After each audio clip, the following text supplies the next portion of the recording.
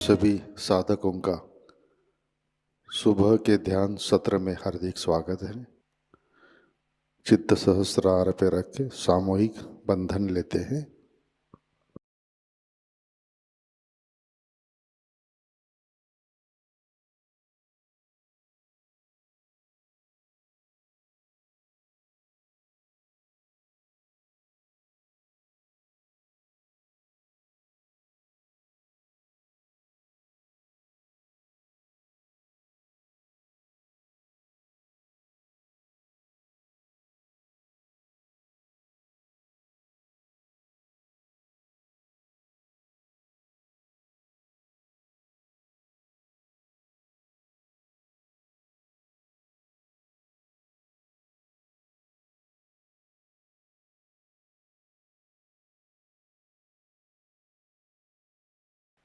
ध्यान की शुरुआत 3 महामंत्र तत्पश्चात श्री गणेश मंत्र से करते हैं।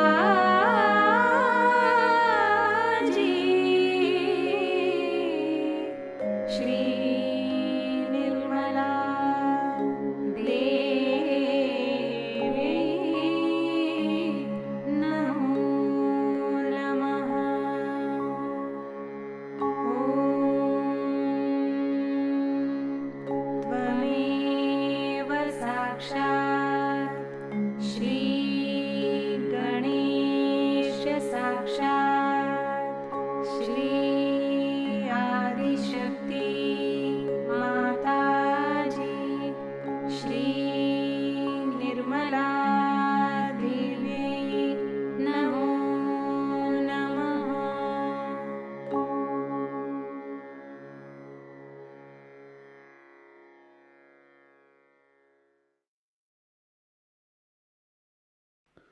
परम पूज्य श्री माता जी, कृपावंत होकर आप हमारे सहस्रार पर विराजिए। श्री माता जी, कृपा कर हमारा आत्म साक्षात्कार दृढ़ कीजिए। श्री माता जी, हम सब अपना अहंकार और प्रति अहंकार आपके श्री चरणों पर समर्पित करते हैं। कृपावंत होकर आप हमें निर्विचारिता प्रदान कीजिए।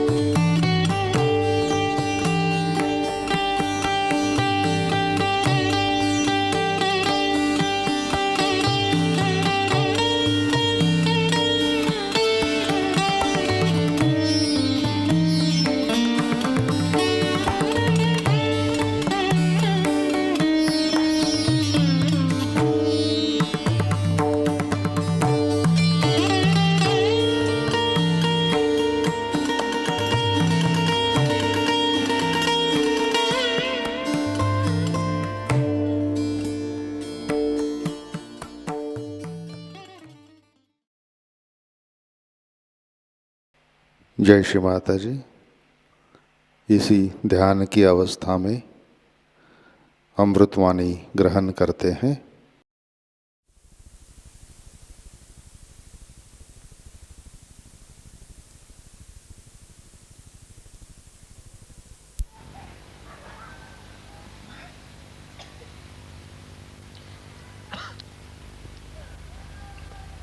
I am immensely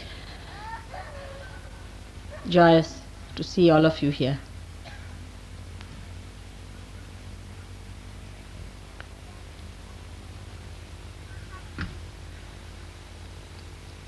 I do not know what to say from my side. The words get lost. They have no meaning. So many of you aspiring to ascend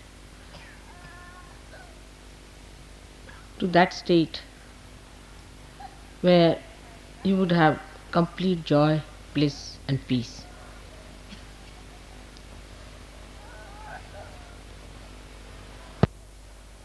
This is what I could give you. And a mother is only happy when she can give whatever she has to her children. Her unhappiness, all her restlessness, everything is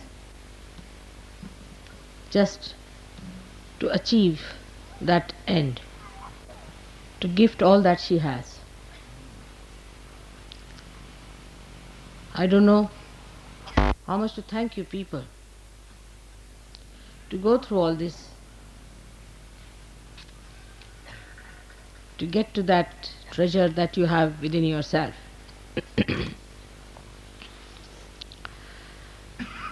Sahaj is the only word I could think when I started to manifest Sahasrar opening.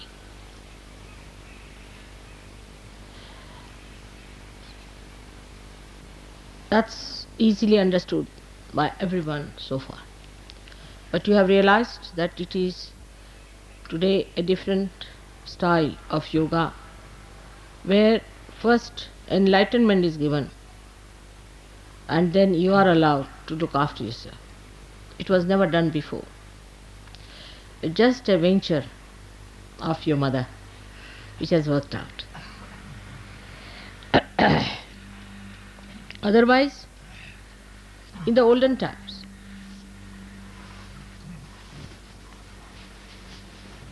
हे कमी ठेवलाय तुम्ही पसार.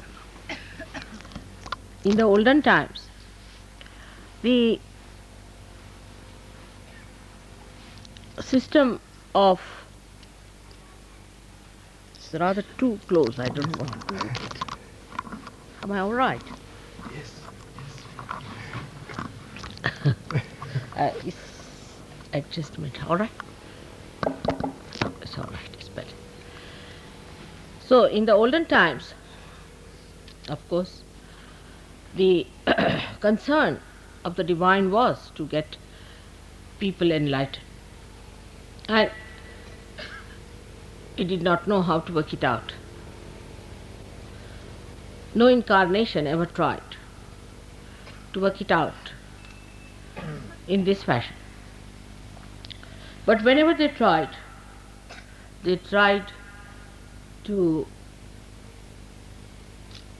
have a very severe hardship for the seekers, very severe hardships.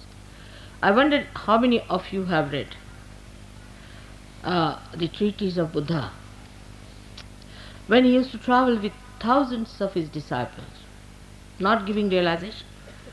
They were not realized souls, without feeling any joy around, with two clothes, living in the jungles, just two clothes. And the area where he visited, which I have seen myself, is terribly cold, chilly, absolutely chilly. And the clothes were not clothes actually, it was cloth, covering their body, sleeping on the open ground. In very severe winter, or maybe the summer. Without any shoes, they were asked to walk for miles together, miles together. If you go and see where Buddha has walked and trodden, you'll be surprised. Buddha was also young, he used to also walk.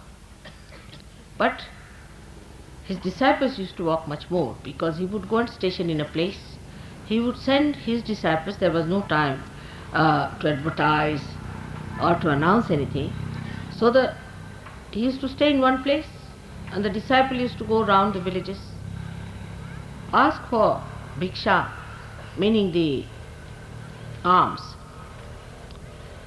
to gather some food from villages, cook one times, give part of it to Buddha, and the rest of that they used to eat.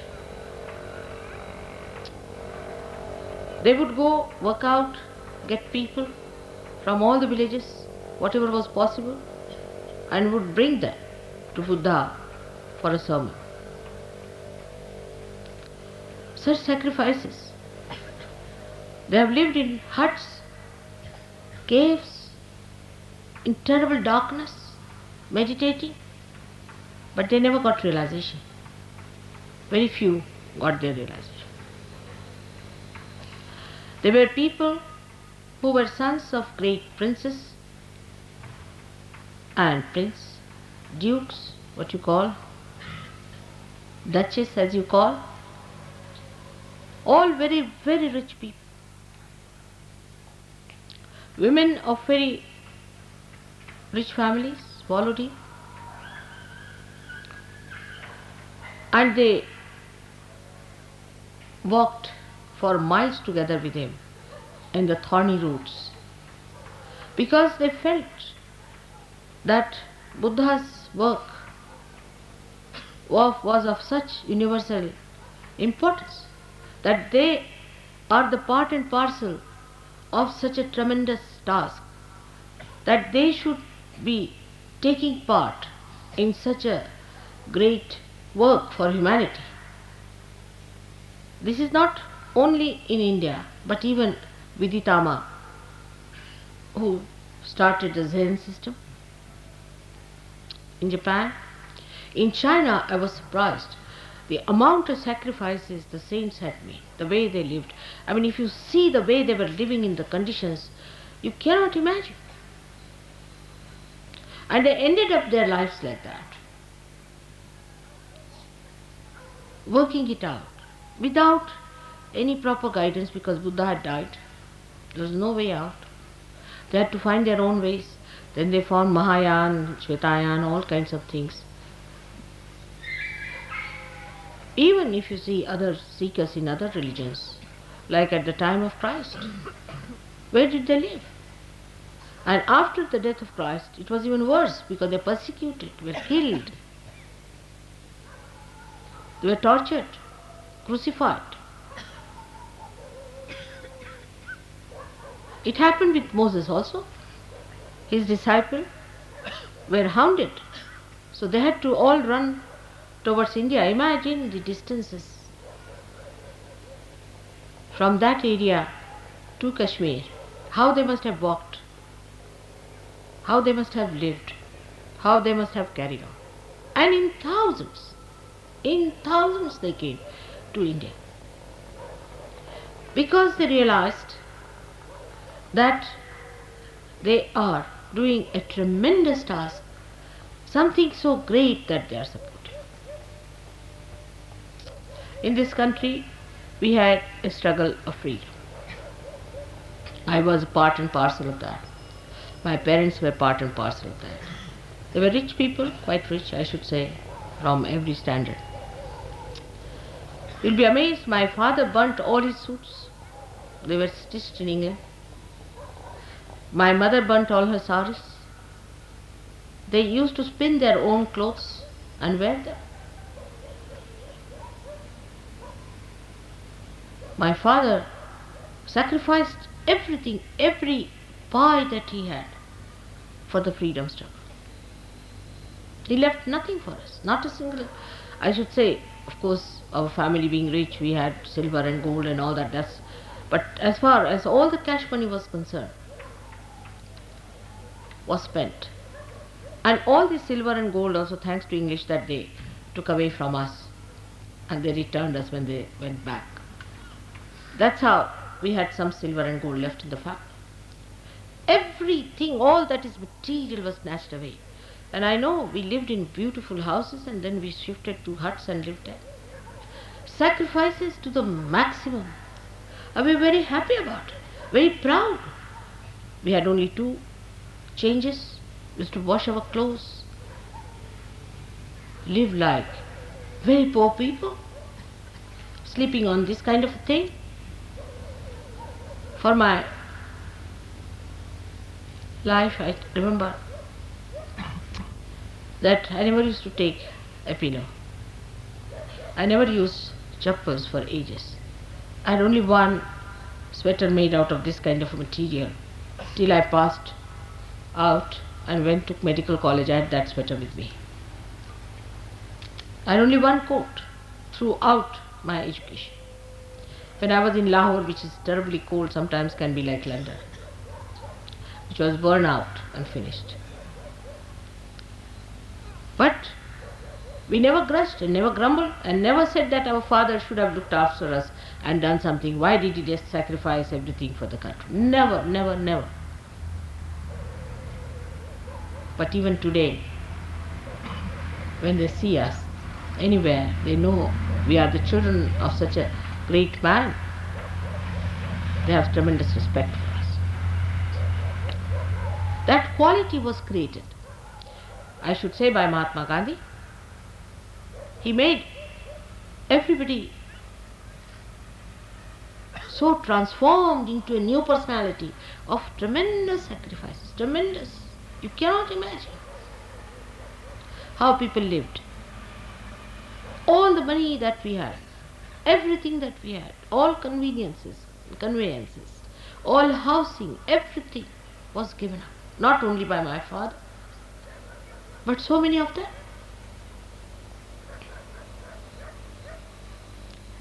Otherwise, we could not have got our freedom. To get our freedom, this country has sacrificed so much. Now, after that, we are here to get our freedom, to get the freedom for our spirit, to make our spirit free from our greed, lust, from your anger, from our conditionings, from our terrible ego, from the body being enslaved by comfort.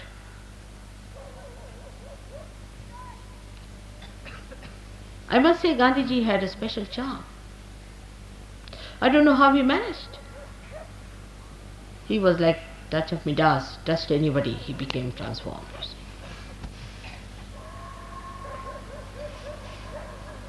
And he was an extremely strict man, very kind to me, to children. But he was an extremely strict man. He would not tolerate any nonsense at all. Throughout, if you study the way all these people were brought up, not only for freedom of or independence, but even before that, for spiritual life, anywhere,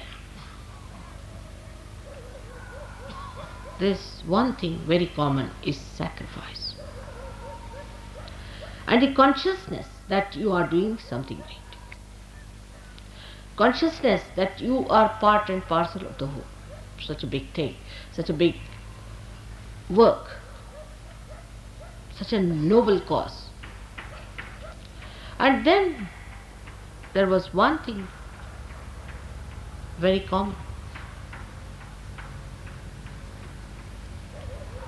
Very common among all of them, that the noble cause, the upliftment of the noble cause, made them sacrifice in such a Sahaj manner. Much more than the Sahaja Yogis sometimes, who have got so much in Sahaja Yoga. They have got their joy, they have got their spirit. I have seen it with my own eyes. Such people in this country, whom you may call legendary, but I have seen it. Thousands of people were killed and butchered. Children died.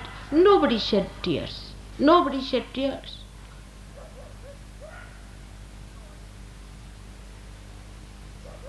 But to feel that you are for such a noble cause,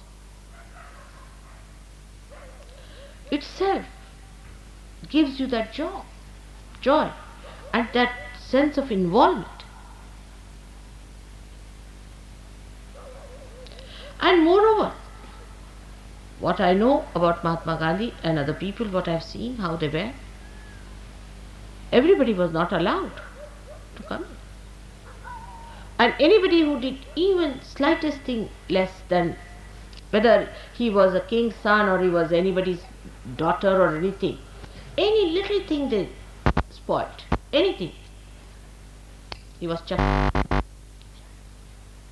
I have stayed in Gandhi's ashram, so I know what it is. And that's how you know I can go through rigorous life. It is his stadium. All the children about 12 years had to clean the whole of that ashram area, which is in actually 50 acres of land, every morning. They had to clean their latrines. Also the latrines of the guests, I have cleaned. And they were allowed only 2 dresses. And nothing could be kept, even you cannot see one paper anywhere, any litter anywhere. So clean, spick and span.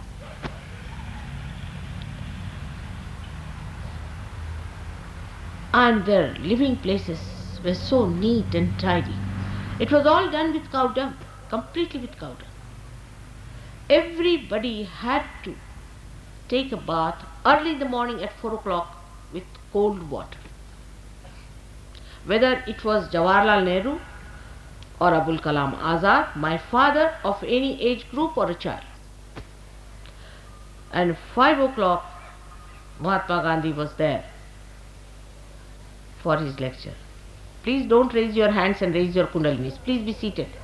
That's not the way. Try to understand what I am talking. And then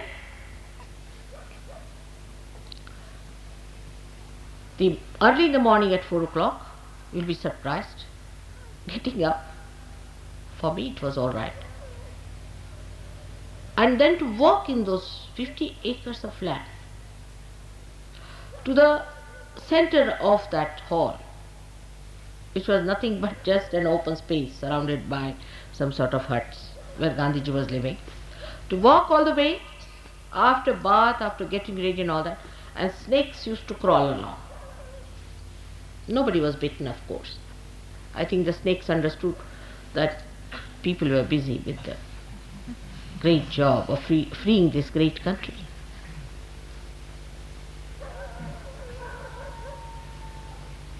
And we would sit just like this, and snakes would be crawling. No lights were allowed. No lights of any kind. We only used sunlight. And when Gandhiji would come, sunlight was not there in the morning at all. Some lanterns were brought to put there, and we would see the snakes crawling up. But I never heard anybody complaining. But like a war, drove with such passion. Everybody competing as to what I can do, how I can be alright. Nobody even thought of comfort.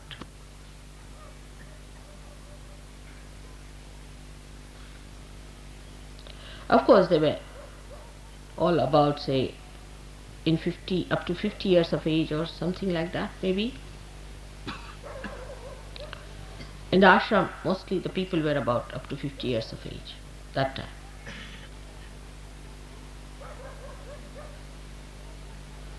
And I have seen with my own eyes the people who had huge cars in the house and things like that, they sold off, they threw it away. They used to come by train to Wardha station and walk down. Gandhiji would not see anybody coming even in a tonga. And they listened to him and obeyed him.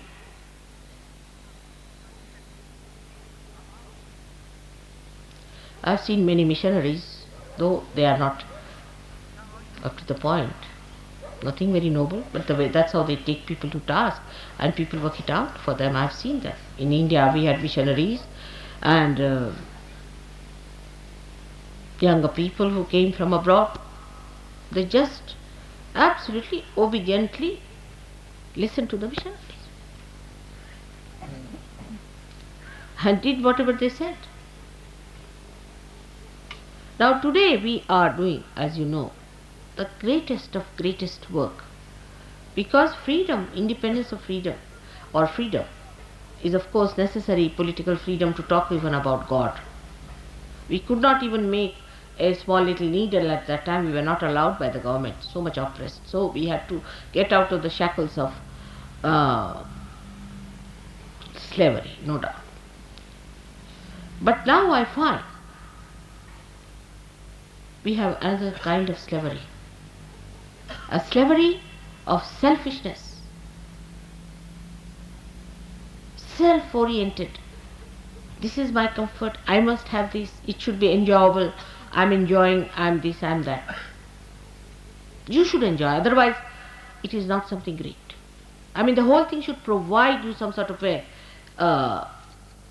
feeling instead of you providing the feeling. Because people, I think, do not know what they are doing, what sort of a work they are doing. They do not want to come up to that level of that height to see what are you up to. You are trying to save the whole world. This is one of the reasons Sahaja Yoga moves so slowly, because they see people who are worried about their comforts, this, that, and also themselves are so lousy. There's no smartness about them. No feeling of that greatness that they have to do. You have to be smart. If you know you are on the wall, how you behave.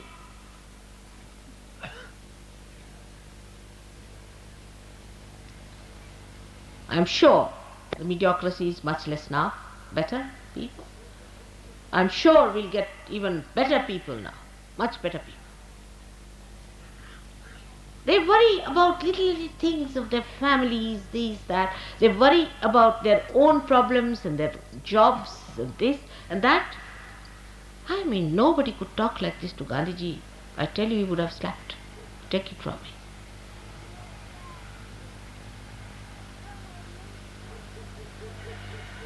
It is as if to come to Sahaja Yoga means solve your own problems, that's all. Though they are solved, no doubt, you are helped, God helps you so much. But how much are you doing about it? Of course, we have some very great Sahaja Yogis, I would not deny that fact. We have some, much more than I had ever. And that's why I'm very joyous about it. But the dedication we have, we count every penny that we spend, how much we've got out of that penny, what did we do about it? This is not the way. Buddha never spent a single penny of his own. He got money from all his disciples, built all these big things and all that. He never had even a public help from anybody else. So rise now. You must rise above your petty, small mind. Rise up to the point where you should know you are going to save the whole humanity. If you cannot feel that, it's better to leave Sahaja Yoga. Sahaja Yoga is not meant for people who are lousy. In Marathi the word is gabale. Tukarama has said, Erea gabalyatse kamano ve. It is not the work of the lousy.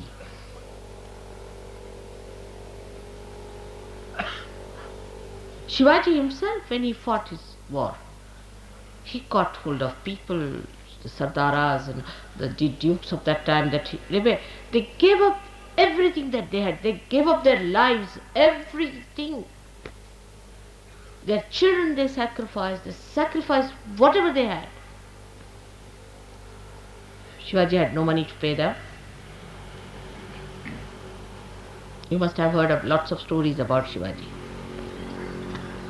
While if you see how we Sahaja Yogis are in this world, Kshema comes first before yoga. It's like that. It's your mother's love. I want my children to be comfortable. They are newly born babes. All right, they need comfort. They are to be looked after. But I cannot blackmail the divine because the children are small, can I? I am here to do the job of God Almighty. And when you are my children, all right, His grace will work. He'll look after you. He'll make you grow. But grow now. Grow. You have to grow. Get out of this small nonsense that you are. See your personality, how you live. Where is your attention? What do you think? Are you thinking about Sahaja Yoga, that it is the most important thing for which you are chosen?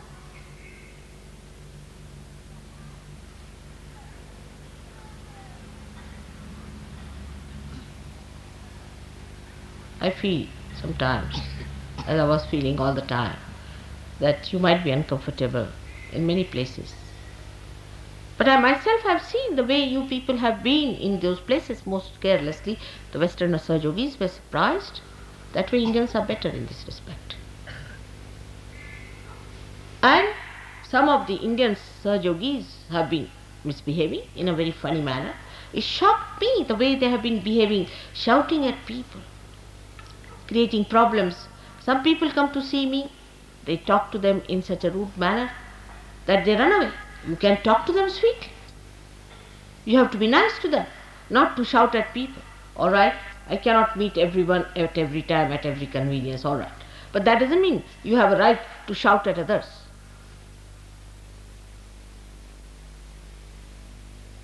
This is so petty and so low that I don't know how far I have to come down.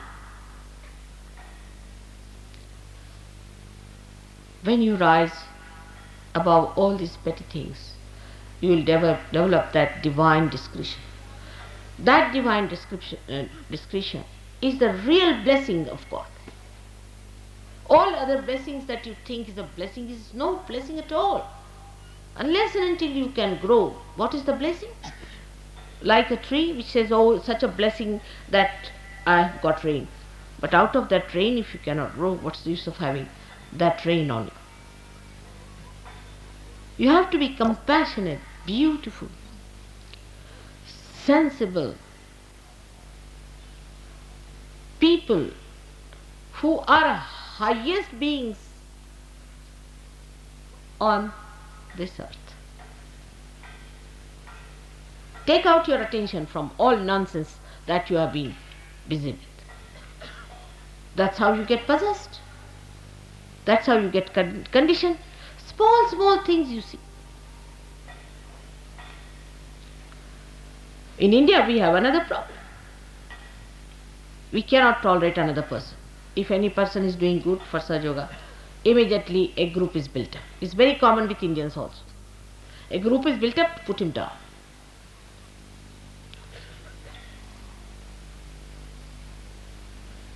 This was not done when Gandhiji was there. I don't know how it happens.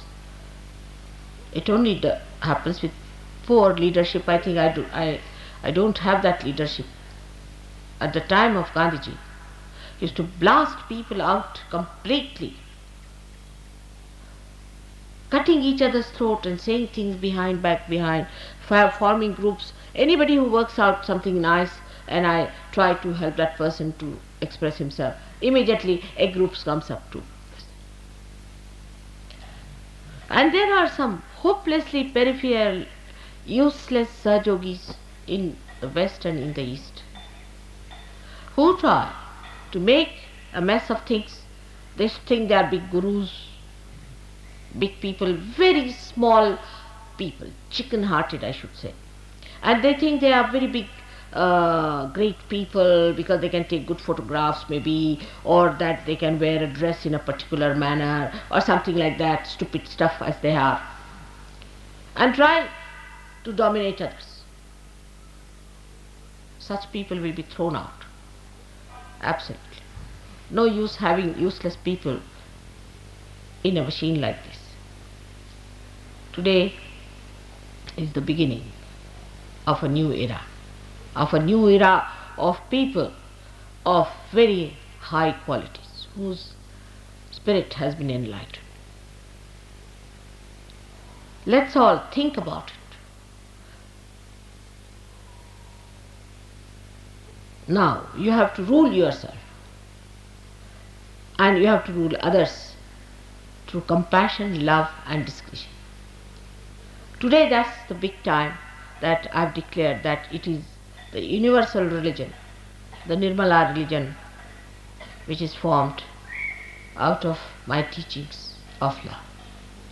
But it doesn't mean by any chance that you remain dwarfs. I'm not going to spoil. I'm not going to spoil you by keeping you dwarfy people. So, try to rise. Do not dominate each other. Respect. Respect each other. You are out for a very big work of Virat. How much you know about the divine, nobody has known so far. But fix up yourself. I have known of a very great saint called Gagangad Maharaj who's fallen down completely. If a person like him can fall down, you also can fall down if you do not understand what is your worth, what is your value, and what is the position you are given.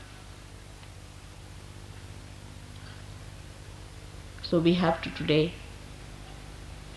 with all our love for our mother, have to decide in our heart that we are going to have large-heartedness of sacrifices. What have we sacrificed so far? Just think of it, have we? Did we sacrifice anything?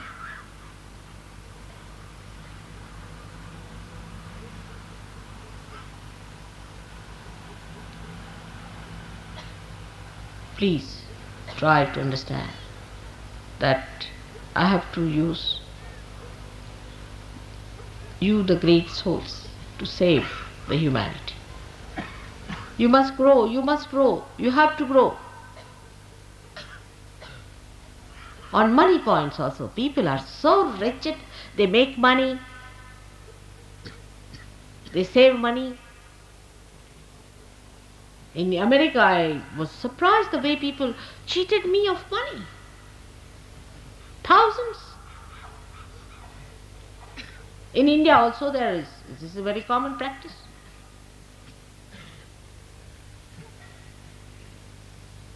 Then, if you have career-mindedness and you are very ambitious, how my job will remain, this, that, you better get out of Sahaja Yoga.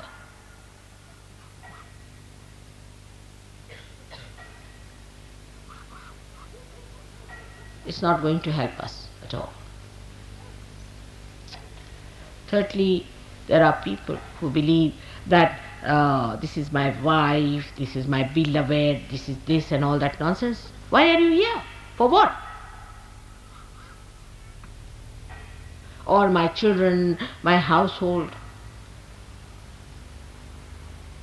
my mother, my father, all sorts of wretched people around. If you cannot rise above them,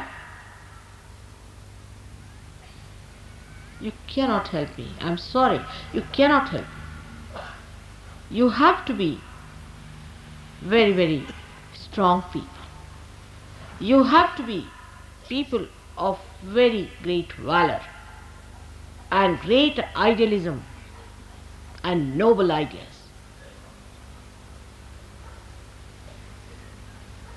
Some are like petty shopkeepers who follow the platoons to sell some things around. In Marathi it's called Bazar Bunge.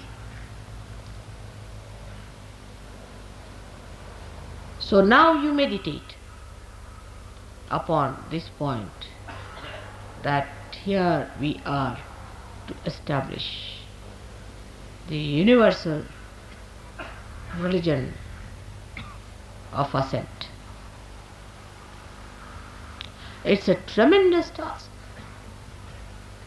If I could do it alone, I would have done it, but I cannot. It's only through you I have to do it. And you have a heritage. You come from a very great birth where you have this heritage.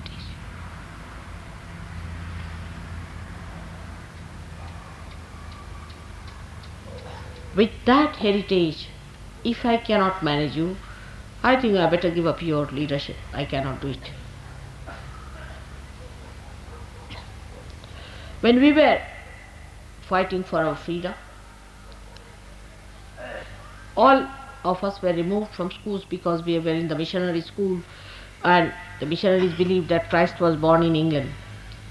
So they would not allow us to study in those schools. So we were all removed from schools. We had no education. For some time, I couldn't pass my inter science for 2 years. I couldn't appear because they rusticated us from colleges and schools. The government rusticated us.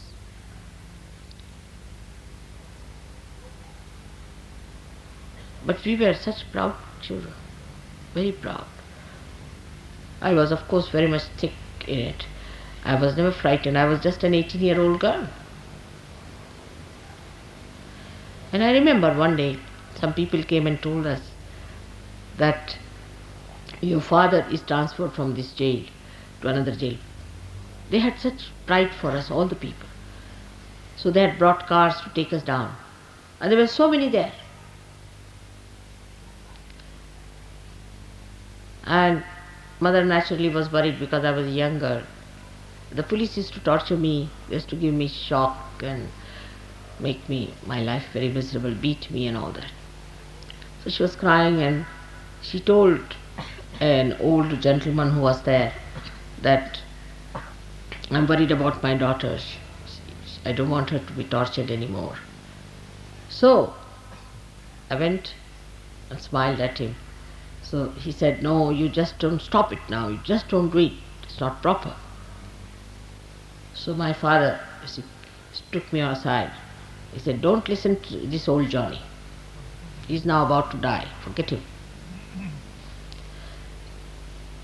I would like all my children to be sacrificed on the altar of freedom. If you are doing it, I'm a proud mother, and I'll tell your mother to behave herself. I'm so proud of you.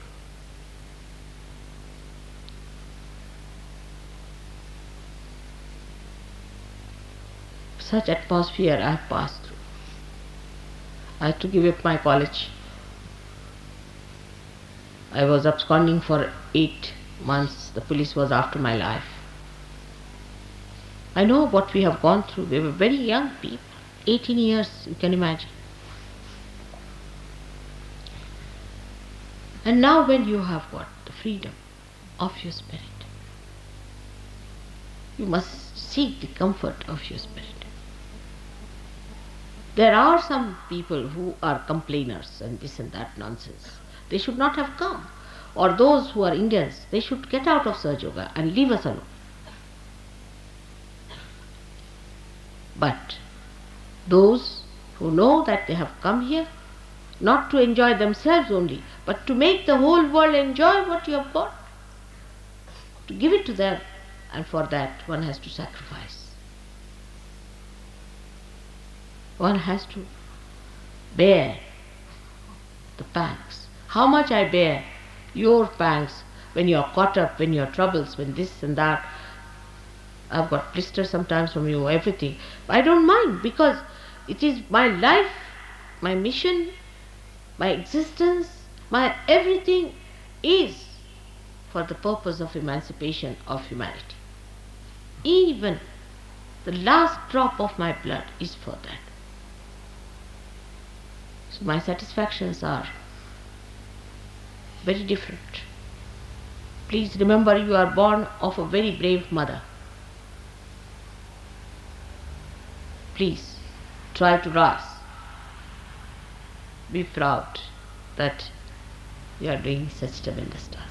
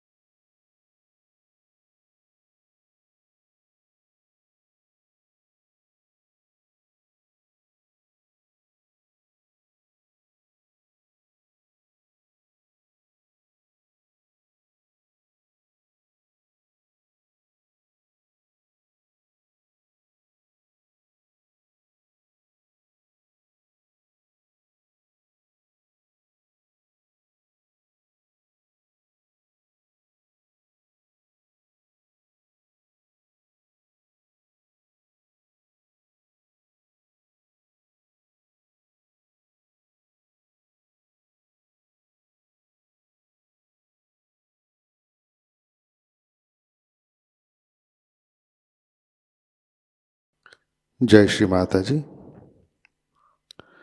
अपना चित्त सहस्रार पे रखें, प्रार्थना अर्पित करते हैं।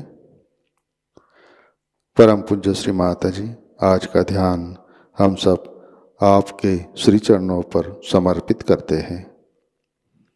श्री माता जी, आपने हमें आत्म साक्षात्कार दिया, परम चैतन्य से आशीर्वादित किया, हमारा चित्त सहस्रार में स्थित किया। इन सब के लिए हम हृदय से आपके ऋणी है, आभारी है। श्री माता जी, आपकी कृपा में हम हमारा अहंकार और प्रति अहंकार आपके श्री चरणों में समर्पित करते हैं। श्री माता जी, आप ही कर्ता, कर्विता और भोक्ता है, हम तो केवल निमित्त मात्र है। श्री माता जी, कृपा कर आप हमारे अंदर आध्यात्मिक परिवर्तन घटित कीजिए, हमें स्वयं की पहचान दीजिए। श्री माता जी, कृपा कर आप हमें निर्विकल्प स्थिति प्रदान कीजिए, हमारा उत्थान निर्विकल्प स्थिति में कीजिए। श्री माता जी, कृपा कर आप हमें विश्व निर्मल धर्म में प्रस्थापित कीजिए। श्री माता जी, हमारे सारे प्रार्थनाओं को स्वीकार कीजिए और हमें आशीर्वादित करने की कृपा कीजिए। परम पूज्य श्री माता जी, आपके श्री चरणों पर हमारा कोटि कोटि नमन, कोटि कोटि नमन, अनंत कोटि नमन।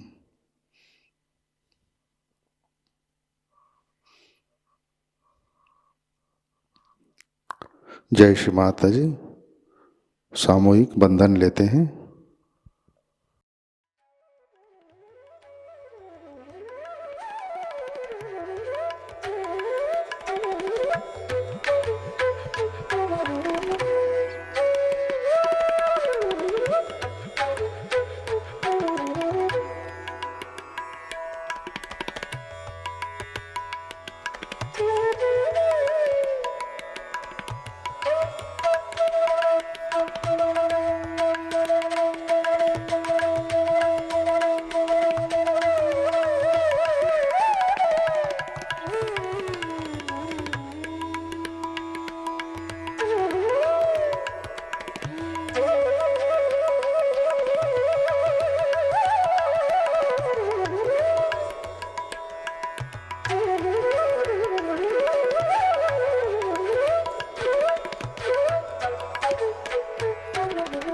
आज का ध्यान सत्र यहीं पे संपन्न होता है। जय श्री माता जी।